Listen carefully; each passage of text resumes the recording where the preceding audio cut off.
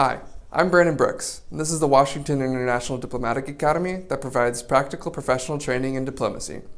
As part of our video series previewing our sessions that we offer at the Academy, I'm pleased to welcome today Ambassador Tony Wayne, who teaches a session on the interagency foreign policy process. Ambassador Wayne has spent 40 years in the United States Foreign Service, including as ambassador to Mexico and Argentina.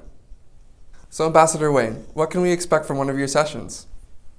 Well, I look forward to talking about the national security structure that developed after World War II through successive administrations, learning by what worked and sometimes mistakes that took place to develop a process, a number of players that would come together at different levels of responsibility to examine the pros and cons of different policy options, and then to take those options finally to the president and let the president decide which of those options were best for dealing with a crisis.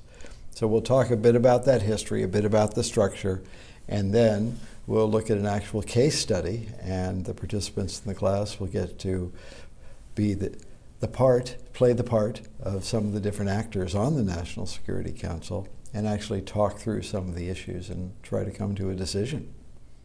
As part of this, as we explore this process in Washington, we will talk about the role of ambassadors and embassies overseas, the collection of information, the offering of options, the providing of perspectives, which is very important because you need to understand the other players outside of the United States, what their motivations are, what they're likely to do as part of maybe a reaction to what the United States does. So there's a key part that takes place outside of Washington that's fed into this Washington process.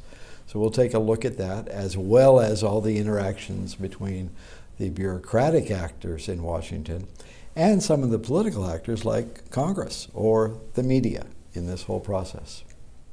So thank you, Ambassador Wayne. And thank you for your continued interest in diplomacy. See you next time.